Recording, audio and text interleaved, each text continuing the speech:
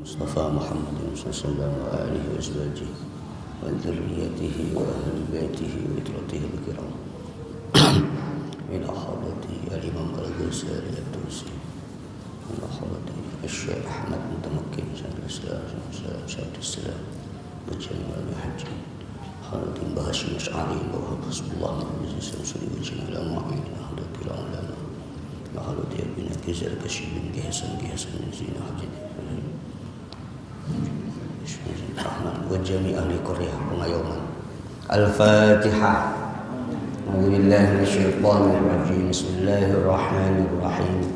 الحمد لله رب العالمين الرحمن الرحيم مالك يوم الدين إياك نعبد وإياك نستعين اهدنا الصراط المستقيم صراط الذين أنعمت عليهم غير المغضوب عليهم ولا الضالين آمين. Bismillah, alhamdulillah, wassalatu wassalamu ala rasulillah wa ala alihi wa ashabihi wa man tabi'a rushdah, amma ba'du. Faya ibadallah, ittaqullah haqqa tuqatih wa la tamutunna illa wa antum muslimun. Para jamaah kajian malam Senin yang dirahmati Allah Subhanahu wa taala, kita lanjutkan pada bagian keempat. Pada bulan lalu telah dijelaskan bagian pertama, kedua, dan ketiga tentang satu cerita seorang guru dan murid. Ada yang namanya Hatim Al-Asam, gurunya namanya Syaqiq Al-Balkhi. Jadi apa yang sudah dihasilkan selama ngaji 30 tahun. Lalu muridnya jawab, saya mendapatkan 8 intisari. 30 tahun cuma dapat 8 intisari yang akan menyelamatkanku. Yang 1, 2, dan 3 itu sudah dijelaskan. Kita langsung kembali ke yang keempat. Bismillahirrahmanirrahim. Al-faidatur rabi'ah. Intisari yang keempat dari yang dihasilkan oleh Al-Khatim Al-Asam selama 30 tahun. Kata Imam Hatim, inni ra'aitu ba'dal khalqi. Sungguh aku melihat sebagian makhluk dhanna syarafahu wa izzahu fi kathratil aqwam wal asyair fabtarra bihim, yang menduga kemuliaan dan ketinggiannya dalam urusan banyak anak buah, banyak keluarga, dan ternyata mereka tertipu dengan mereka. Sebagian yang lain menyangka bahwa kemuliaan itu dengan banyaknya harta, banyak anak, lalu mereka bangga dengan harta dan anak. Anaknya hebat, UGM, Unpad misalnya, UI, UIN Jakarta.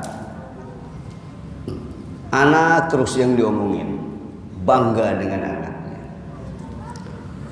Sebagian lain menyangka bahwa kemuliaan itu dengan cara gosok-gosok harta manusia, ya, ambil tipis-tipis, ya kan, gitu. Dan berbuat dolim kepada mereka, menyedot darah mereka, menguasai, cenderung menguasai.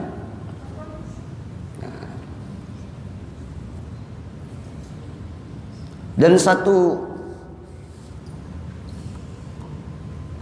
golongan berbicara meyakini bahwa kemuliaan itu kalau saya itu banyak uang, saya hambur-hambur, saya kasih-kasih.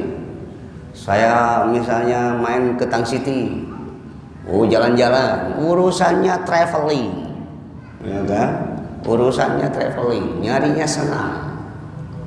Itu kemuliaan. Wa ta'ammaltu. Lalu kata Syekh Hatim Asam, lalu aku melakukan ta'ammulan. Aku melakukan meditasi. Aku melakukan perenungan. Aku duduk di tempat perenungan yang sunyi dan memikirkan satu ayat. Inna akramakum indallahi atqakum. Inna akramakum, sesungguhnya yang paling mulia di antara kalian menurut Tuhan adalah yang paling takwa. Fakhtartu at-taqwa, lalu aku memilih ketakwaan. Wa'taqadtu, dan aku meyakini bahwa Al-Qur'an itu benar. Ya, dan persangkaan mereka, praduga mereka tentang kemuliaan-kemuliaan itu adalah batil dan membuat terpleset. Nah, di sini perlu kita jelaskan bahwa yang paling mulia di antara mereka adalah takwa. Apa itu takwa? Takwa itu adalah, kalau saya serap ke dalam bahasa sehari-hari, yaitu mengikuti aturan-aturan yang telah ditetapkan semesta dan menjauhi larangan-larangan yang telah ditetapkan oleh aturan-aturan jagat raya. Tentunya aturan jagat raya ini adalah aturan yang ditetapkan Allah Subhanahu wa ta'ala. Pertama, orang yang takwa ketika dia banyak anak buah. Ya, banyak bos dia, anak buahnya banyak. Ini harus takwa. Takwanya dalam bidang apa? Dia harus sadar bahwa setiap orang dan setiap makhluk memiliki daya wujud, daya fungsi, dan daya manfaat yang berbeda. Lalu dia juga belajar, pernah dengar bahwa semua selain Tuhan adalah makhluk. Berarti selain Tuhan adalah objeknya Allah. Berarti Tuhan maha subjek, Allah maha subjek. Setiap makhluk adalah objeknya Tuhan. Maka sesama objek tidak boleh saling objekin. Nah, kan gitu. Sesama objek tidak boleh saling objekin. Yang ada ketika memang Qur'annya begitu, kita dijadikan khalifah, ini ada strata, ada yang atas, ada yang bawah. Itu semua adalah daya fungsi dan daya wujud yang berbeda di setiap makhluk. Berarti yang perlu dibangun dalam konteks ketakwaan, dalam bergaul, atau bos, atau ketua organisasi, atau ketua DKM, gua ketuanya ya misalnya, atau ketua organisasi, apa-apa gua, ya enggak? Dia bangga. Yang harus dipahami bahwa ada sistem kemitraan antar makhluk semesta. Maka ada bahasa, siapa orang yang belum bisa berterima kasih kepada makhluk, lalu bagaimana dia mau terima kasih sama Tuhan? Oh iya, ternyata kita ada di sini banyak sekali mitra-mitra kita yang bekerja untuk kita. Ternyata kita tidak bisa sendiri. Ada air yang kita minum sehingga kita punya tidak dehidrasi. Ada nasi, ada tempe, ada apa, itu juga makhluk. Ya kan? Makhluk. Sesama makhluk Tuhan tidak boleh saling menguasai, walaupun secara kasat mata dia adalah objek kita yang harus kita makan. Tapi sejatinya dia adalah makhluk Tuhan, sama dengan kita. Kullu ma siwallah, selain Tuhan adalah makhluk. Maka sudah sejatinya kita menghadirkan rasa terima kasih kepada lintas makhluk. Itu kenasi. Maka kita bilang Bismillahirrahmanirrahim. Mau apa-apa kata syariat, ayo baca bismillah. Bilang terima kasih sama nasi. Menghadirkan rasa itu. Ternyata kita tidak bisa apa-apa tanpa makhluk Tuhan yang namanya nasi. Terus kita naik lagi, ternyata saya tidak bisa apa-apa tanpa makhluk Tuhan yang namanya sekretaris saya, tanpa makhluk Tuhan yang namanya merbot saya, tanpa makhluk Tuhan yang namanya bendahara, seksi peribadatan, seksi kebersihan dan lain sebagainya. Aku ini bukan siapa-siapa. Lalu apa yang aku banggakan dengan sematan pangkat ini? Aku tidak bisa apa-apa karena aku jadi bupati, jadi wali kota, nggak bisa aku. Tanpa ada petugas PSU di jalanan. Emang Pak Bupati, Pak Wali Kota mau nyapuin sendiri? Tidak bisa. Maka jangan pernah bahasanya orang melanggar SOP ketakwaannya sebagai manusia yang dianggap dia mulia dengan banyak anak buah. Ternyata orang yang paling takwa di bidang itu adalah orang yang tahu aturan, orang yang tahu larangan-larangan kesemestaan. Dan dia harus menghadirkan bahwa bawahannya, termasuk tukang sapu jalan misalnya, itu tetap bawahan wali kota. Dia adalah mitra semesta yang bertugas bersama-sama untuk keberlangsungan semesta ini. Itu takwa namanya. Ya, berarti takwa lintas bidang. Ini takwa lintas bidang ini. Lalu sebagian yang lain mengatakan bahwa yang namanya mulia itu banyak harta. Biasanya orang kalau mengatakan kemuliaan itu dengan banyak harta, belagu itu. Belagu biasanya, lalu belagu. Dikit-dikit bos, ya kan? Itu. Ya kan? Maka harta itu harus terima. Ketika kita gajinya 10 juta, terima. Ketika gajinya 5 juta, terima. Ketika gajinya 15 juta, terima. Ketika kebetulan nggak gajian karena ada masalah, terima.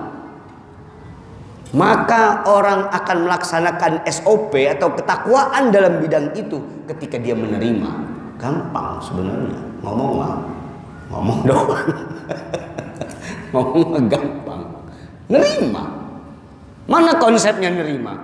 Nerima itu akan damai. Ketika kita diomelin dalam rangka diperingati oleh atasan kita, kita terima.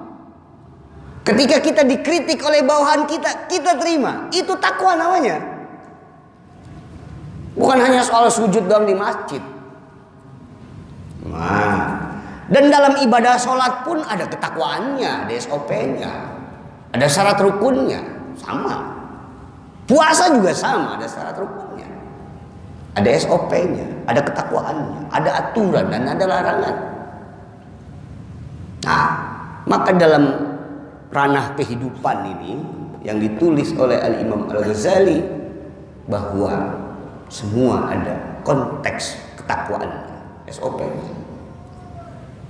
Gitu. Jadi judulnya nerima. Mana kok nerima bisa damai? Ya iya. Sering saya katakan di sini, hei jiwa-jiwa yang damai, yang selaras, yang tenang, kembalilah kepada Tuhanmu dalam keadaan Rodiyah mardiyah, rodiyah mardiyah. Terima judulnya. Rodiyah mardiyah, meridoi dan diridoi. Udah beres. Gitu. Kalau orang tidak mampu menerima, itu biasanya ini darah tinggi lama-lama. Ya, stabilan badannya juga akan berpengaruh. Gitu. Maka banyak kata dokter, inti dari penyakit adalah rata-rata pikiran. Maka think right, berpikir yang benar. Yang kedua, eat right, makan yang betul. Yang ketiga, move right, gerakan yang betul. Gitu. Maka kalau kita udah jelas gerakan yang betul, sholat itu move right namanya. Maka sahabat guru saya itu yang di dekat Tanara sana, ya kalau malam itu setiap sholat ya tahajud, kata dia, abah olahraga. Olahraga apa? Olahraga otak. Kok gitu bah? Iya. Biasanya kalau sujudnya itu bacanya subhana rabbiyal a'la 3 kali, abah 33 kali. Gitu. Jadi biar perputaran darah di otak itu kencang. Gitu katanya. Oh, pikir-pikir saya buka Google, benar. Gitu. Ya. Sebagian yang lain mengatakan bahwa mulia itu kalau gosok-gosok harta manusia, proyek-proyek lah, oh jadi mulia. Mulia itu dekat pejabat, mau jadi mulia. Tidak.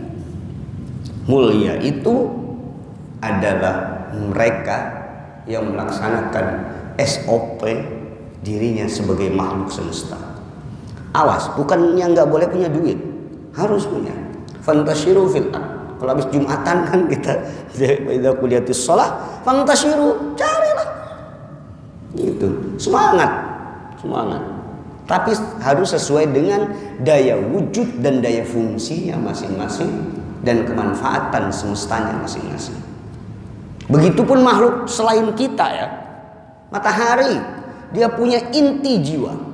Kalau nggak percaya, kita buka saja ilmu kimia. Bahwa setiap benda itu pasti ada yang mengisi relung benda. Namanya positif negatif. Kata ilmu kimia. Setiap kumpulan kontemplasi positif negatif akan menghasilkan yang namanya neutron. Di sini elektron, ini proton. Itulah inti benda. Apa bedanya sama kita? Di sini marah, positif, sini negatif. Di sini neutron, netral, damai. Di dalam inti kedamaian adalah inti rohani kita. Sama. Matahari sama. Batu sama. Dan matahari punya daya wujud, punya daya fungsi, dan punya daya manfaat. Tapi kerennya matahari, dia melaksanakan titah semestanya tanpa mengeluh. Hebat matahari, gak pernah ngeluh dia. Kita aja yang ngeluh sama matahari, ya kan? Aduh panas, penuh hujan, ya kan? Padahal yang namanya makhluk selain diri kita adalah makhluk aktif. Kita harus kreatif. Maka jelas kata Imam Ghazali, siapa yang kenal diri kenal Tuhan. Siapa yang kenal Tuhan pasti kenal makhluk-makhluk Tuhan. Maka kita harus kreatif mengenal makhluk Tuhan. Ini harus pintar, cerdas. Saya bilang, lu jangan nanam, ya. Kenapa? Nanam melon. Kata dia, kata bosnya, emang lu nggak tahu itu cara melon dulu begini, sesuai dengan ilmu sekolahan. Nah, gitu, sesuai dengan ilmu sekolahan. Pertanian Bogor, ini keren. Dapat setengah bulan hancur. Gegara apa? Gegara tidak kreatif melihat semesta yang aktif. Dia kurang lihat ke langit, lihat kiri kanan, pancaroba udah selesai belum, kontur tanahnya bagaimana, drainasenya bagaimana. Wajar nggak ini kalau banjir? Wajar. Kalau volumenya besar bagaimana? Kalau kecil mesti terselamatkan. Dan ini belum puncak musim hujan. Bukan hanya ilmu yang didapat di sekolahan, kecil itu mah. Gitu kan? Kecil itu mah. Tapi bagaimana dia kreatif melihat semesta yang akan membantu dirinya, bermitra dirinya di bidang pertanian. Ayo, ngomong dong sama hujan, lihat. Kalau belum bisa ngomong sama hujan, ya lihatlah BMKG. Gitu, lihat BMKG. Ya kan? Lihat BMKG. Gitu. Kalau dia mau hujan, ya hujan saja. Dia makhluk aktif, nggak bisa dinego-nego. Gitu. Kalau volumenya segitu, bisa dinego, bisa. Kenapa? Dia memiliki daya wujud, kita juga memiliki daya wujud. Ya sama saja saya berdiskusi antar makhluk.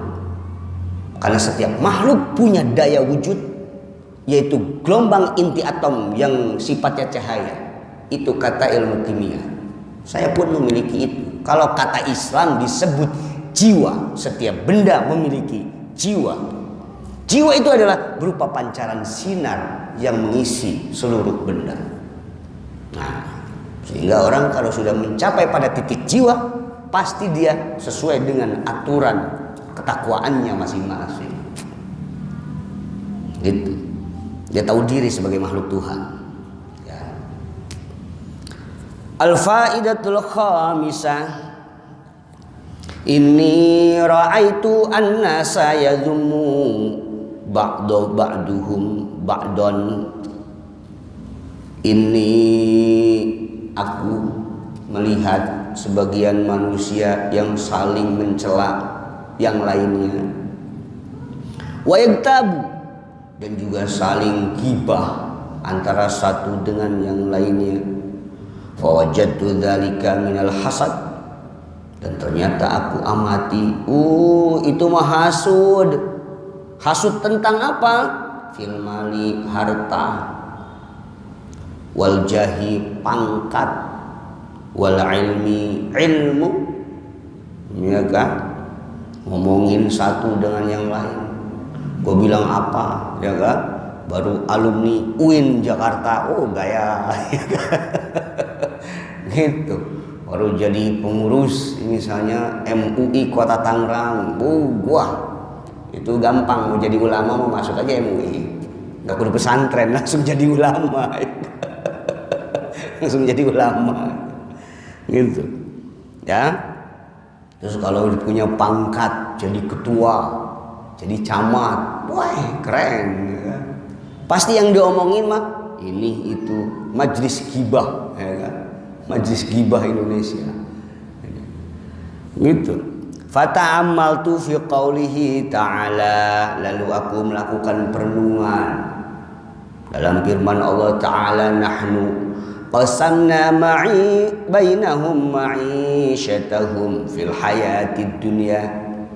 Kami, kata Gusti Allah, telah ngebagi-bagi di antara mereka kehidupan mereka di dunia.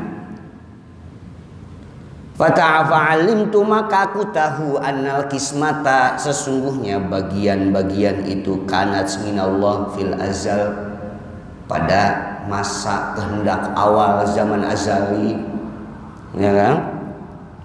Fama hasadtu ahadan, maka aku tidak akan hasud kepada siapapun. Waraditu, dan aku nerima bikismatillah, bagian dari Tuhan Allah Subhanahu wa ta'ala, gitu. Orang ini ngomong sikut sono sikut sini, hasud gara-gara kurang bagian, hasud gara-gara pangkat, ribut gara-gara ilmu, ya kan?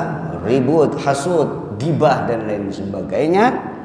Ternyata iri itu mah.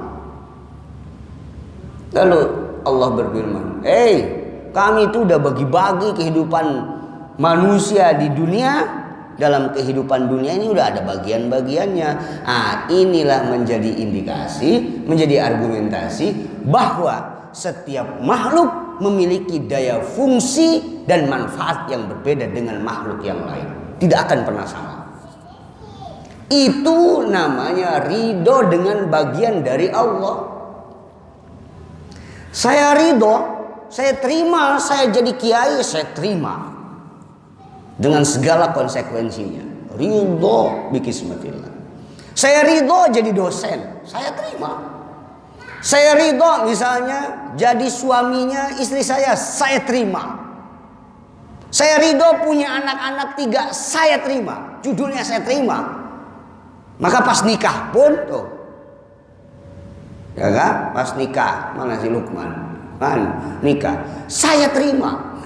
Judulnya angkahtuka wa zawwajtuka, aku nikahkan, judulnya saya terima.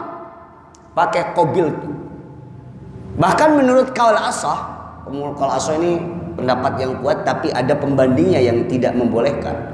Boleh menggunakan raditu, aku terima, sama artinya raditu nikahaha.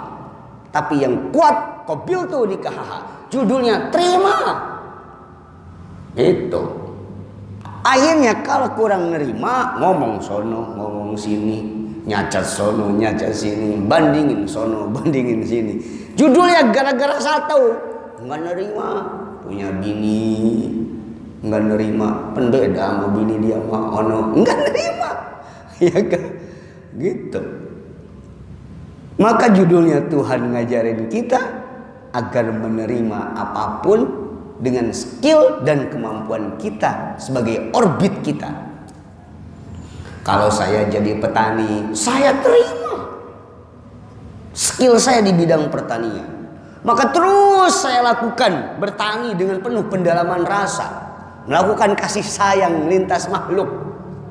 Saya kasih sayang sama tanahnya, kasih sayang sama tanamannya. Bukan hanya kita paksa dia untuk berbuah, tapi kita bacakan Fatihah kepada mereka, ya kan? Dalam bentuk kasih sayang kita kepada antar makhluk, bentuk terima kasih kita kepada makhluk. Saya terima. Pas giliran gagal, terima. Itu. Nah, judulnya nerima. Maka judulnya rukun iman, wa bil qadari khairihi wa syarrihi minallah, dan takdir baik buruknya dari Allah. Dikasih ukuran terima. Gitu. Kalau orang kurang nerima, ngikutin gaya dirinya, pasti ada makhluk lain yang terbentur. Contohnya, setiap makhluk itu punya takdir. Iya enggak? Kita tahu makhluk yang namanya jalan menuju komplek Pengayoman, itu juga makhluk sama. Iya enggak? Dia punya ukuran. Ukurannya 30 km per jam atau 20 km per jam, ukuran takdirnya. Ya. Tapi kalau yang baru merasa jadi pembalap, ya kan? Dia tidak mengikuti ukuran takdir yang ditetapkan semesta. Secara sunnatullah, bahwa itu tuh cuma 20 km per jam atau 30 km per jam. Lalu digas sama dia 80 km per jam. Kalau kagak ngambek orang sini. Kenapa? Enggak ngukur. Maka orang yang kurang ngukur dirinya, kurang nerima posisi dirinya, rata-rata akan berbentur dengan makhluk Tuhan yang lain. Pasti itu. Enggak ngukur. Kalau kata orang kampung saya, kagak kira-kira amat ya kan. Gitu. Makanya khairihi wa syarrihi minallah. Baik buruknya dari Allah. Bukan Allah itu mengharapkan kejelekan kepada kita, tapi Allah di ayat-ayat itu selalu mengharapkan kebaikan kepada kita. Paling ujungnya dikasih peringatan. Emang lu gak mikir? Emang lu gak mikir? Emang lu gak punya otak? Biasanya kira-kira begitu rata-rata. Ya, tapi Allah mengharapkan kebaikan kepada seluruh makhluknya. Setiap baik, kata ilmu akal nih, baik pasti gabungannya ada tidak baik. Itu hukum alam, hukum hakikat. Setiap tidak baik pasti bandingannya baik. Tapi Allah selalu menyebut kebaikan. Ternyata oleh diri kita, apa yang dikasih ke dalam diri kita dilakukannya dengan tidak baik, berarti sang pencipta tidak salah. Sama saja saya sering analogikan dengan orang yang pemilik pabrik Oppo, ya, atau Vivo, HP, Samsung. Dia selalu bilang bahwa HP ini adalah baik untuk pengguna, bisa dilakukan bisnis, terima kasih dengan lain sebagainya. Pasti pemilik pabrik Samsung tidak pernah mengharapkan keburukan kepada para penggunanya. Gitu. Pasti ngomongnya baik-baik.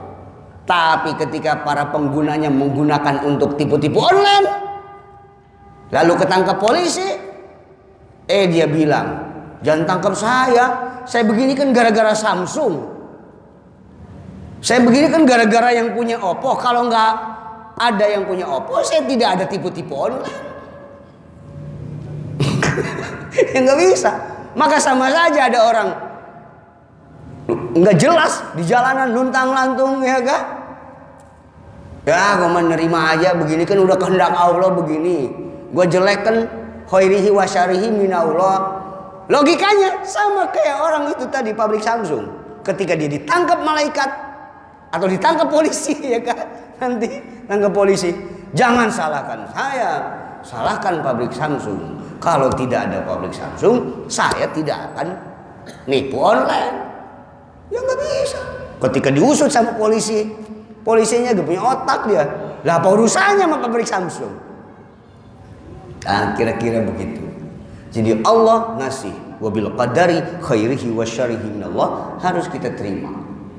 Nah, itu menjadi rukun iman. Maka siapapun yang mampu menerima, dia akan tenang, damai, nggak usah repot-repot sana sini. Saya terima jadi tukang kayu, saya terima jadi punya swalayan, saya terima jadi punya toko, saya terima jadi tukang ojek, saya terima punya anak 2, saya terima punya istri 2. Ya, kayaknya repot.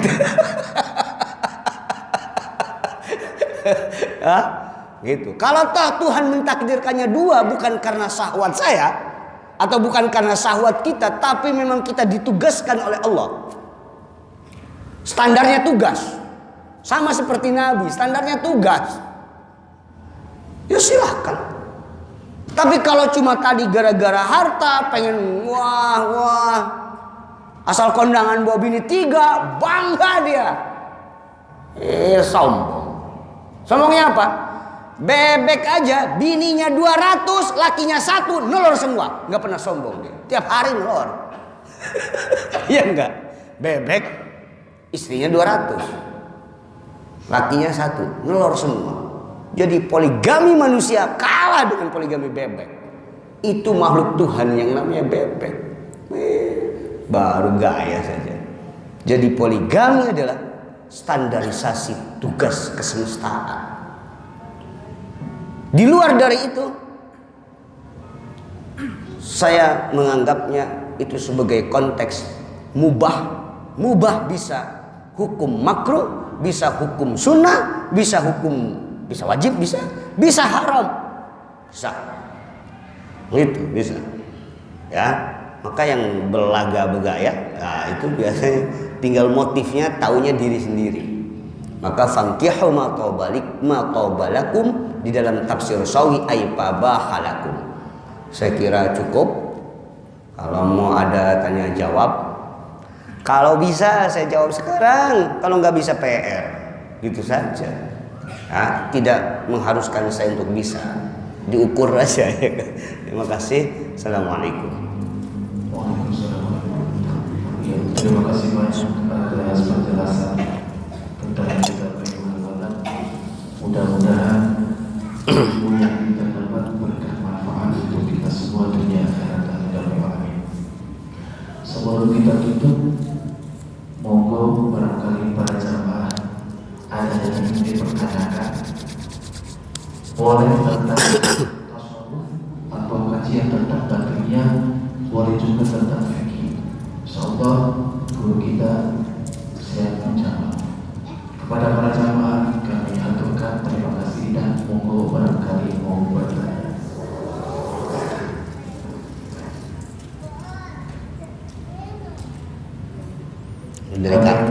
Dari Kibasit aja yang nanya.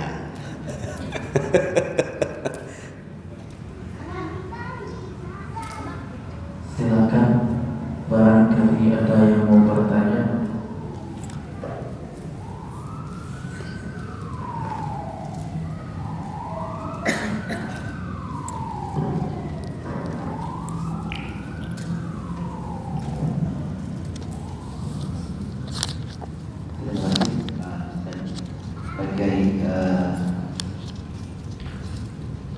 Kita dalam sekarang ini memang sudah hampir dikuasai oleh teknologi, termasuk HP.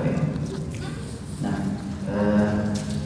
kadang-kadang kita yang mungkin bahasa bangga, menginformasikan sesuatu yang kita sendiri belum tahu, menginformasikan sesuatu yang kita sendiri tidak tahu. Dalam artian apakah orang itu orang itu atau apalah yang tidak terlihat sama kita, tetapi karena ada informasi itu kita sebarkan kepada yang lain. Itu termasuk bagaimana dan apa yang harus kita lakukan gitu dengan teknologi.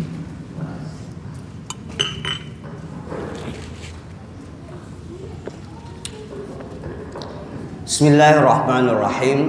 Ini tentang fenomena hoax mungkin, ya kan?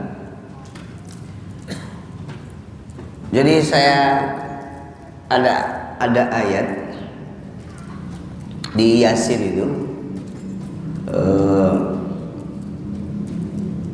Inna nahnu nuhyil mauta wa naktubu ma qaddamu wa atharahum wa kulla syai'in ahsaynahu fi imamin mubin. Inna nahnu nuhyil mauta, sesungguhnya kami yang maha sombong Tuhan, ya kan, menghidupkan orang yang mati, hidupin.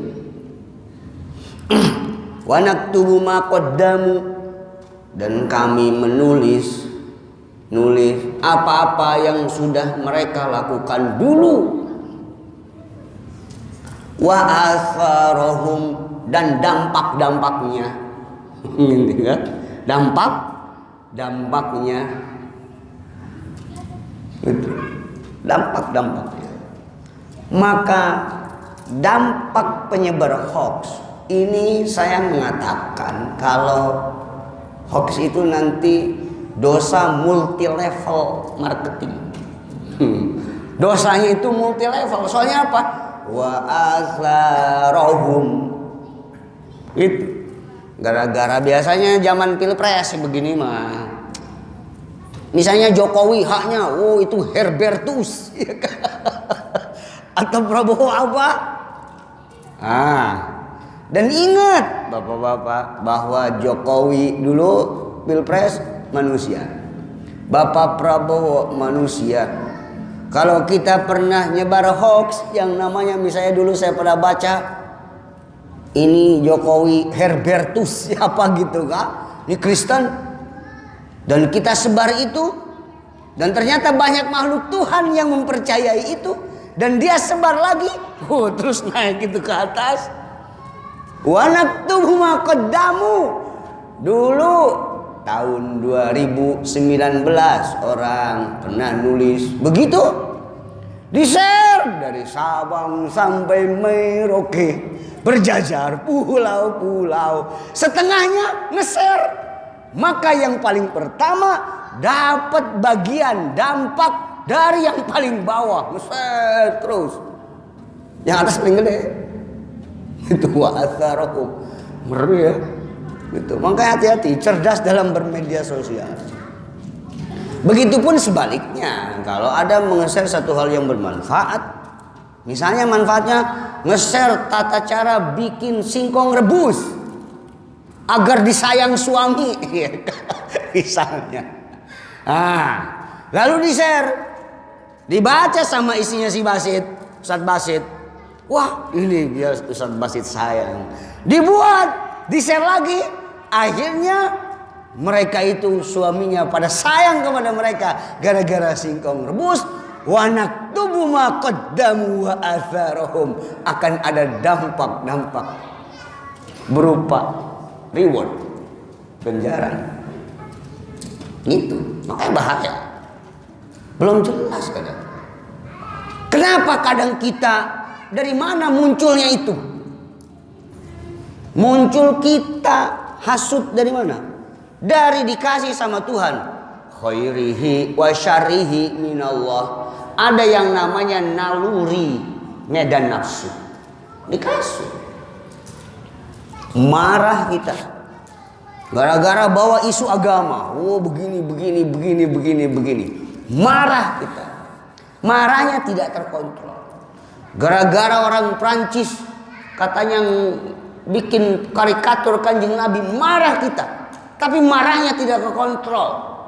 Pabrik aqua kita suruh tutup. Harusnya marahnya gimana?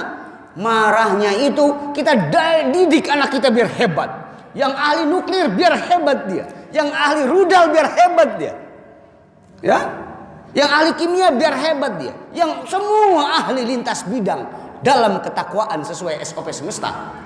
Maka siapa ahlal qura, satu penduduk yang tahu amanat kesemestaan dirinya dan bertakwa sesuai dengan SOP penciptaan dirinya. Kalau takwa sholat gak perlu saya sebut, itu udah sering dijelaskan. Maka la fatahna alaihim barakatim minas sama'i wal ard, akan dibuka keberkahan dari langit dan bumi. Jadi kehebatan kita itu tergantung penduduknya, bukan tergantung pemimpinnya, tergantung penduduknya.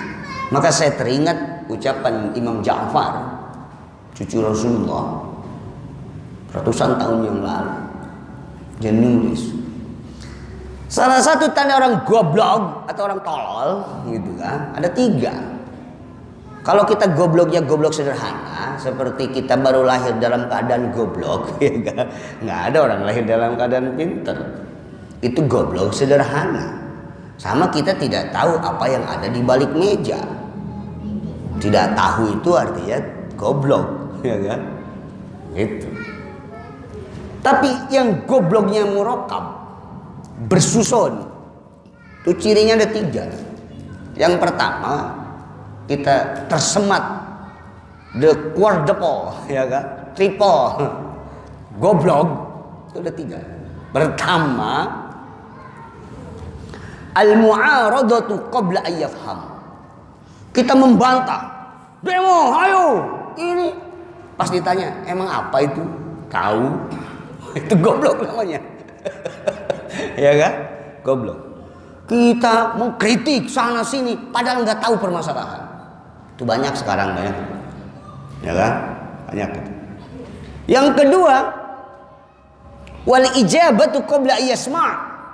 Ngejawab padahal belum mendengar utuh. Langsung jawab. Karena gengsi katanya. Ilmunya belum ada, udah keburu terkenal. Pertanyaannya live lagi. Itu apa aja dijawab. Akhirnya yang ketiga, yang goblok beneran itu adalah wal hukmu bima la ya'lam, menghukumi sesuatu dengan apa yang ia tidak tahu. Menghukumi misalnya Pak Prabowo 2009 dengan begini padahal dia tidak tahu. Menghukumi Pak Jokowi begini padahal dia tidak tahu. Ternyata yang dia hukumi salah, berarti itu namanya hukukum minan nas, hablum minan nas. Dosa yang hubungannya dengan manusia. Kalau Pak Jokowinya belum minta maaf, susah kita minta maafnya ke presiden. Mudah-mudahan 2 tokoh itu pemaaf bagi seluruh anak bangsa. Itu. Jadi anak bangsa itu nggak perlu datang-datang, Pak Presiden, Pak Menhan, mohon maaf ya dulu saya nge-share hoax, misalnya gitu. Susah.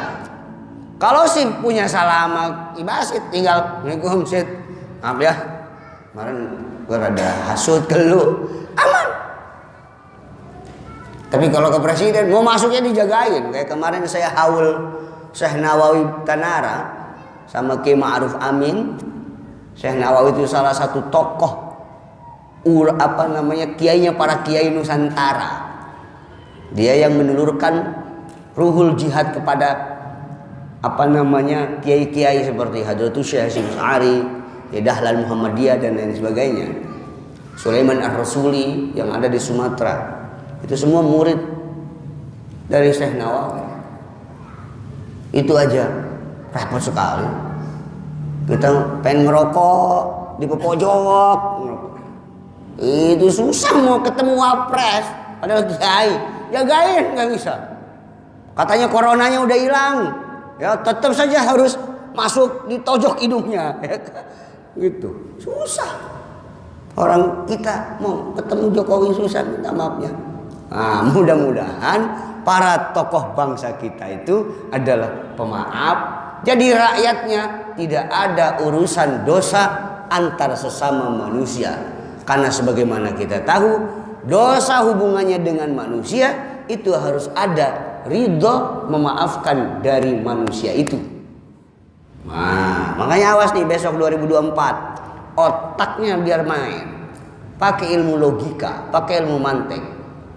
Kadang ustadz itu pakai belajar Sulamul Munawwarah Samsiyah, pas ngelihat WA langsung gede ambek. Ini susah jadi wali begini. Harusnya apa? Ditasawurkan dulu mana indikator, diinvestigasi baru melakukan tasdik. Itu kata ilmu logika. Nah, maka berpikirlah dengan akal sehat. Insya Allah kita sesuai dengan SOP kesemestaan kita sebagai makhluk Tuhan, sebagai mitra semesta. Bahwa saya posisinya sebagai kiai, sahabat semua adalah mitra saya. Ketika saya jadi DKM, semua adalah mitra saya. Ketika saya jadi jadi merebut atasan, semua adalah mitra semesta saya yang bekerja sama untuk kemaslahatan bersama. Itulah inti dari fardu kifayah. Jangan hanya diartikan fardu kifayah. Kalau sudah ada yang melakukan, gugur semua. Itu buat orang malas, andel-andelan. Tapi fardu kifayah adalah kewajiban bersama untuk kemaslahatan dunia dan akhirat. Ingat, kemaslahatan dunia dan akhirat. Terima kasih. Assalamualaikum warahmatullahi wabarakatuh. Al-Fatihah. Bismillahirrahmanirrahim. Alhamdulillahil alamin. Rahmanirrahim. Maliki yaumiddin. Iyyaka na'budu wa nasta'in. Ihdinas siratal ladzina an'amta 'alaihim ghairil maghdubi 'alaihim waladdallin. Bismillahirrahmanirrahim. Alhamdulillahirabbil alamin.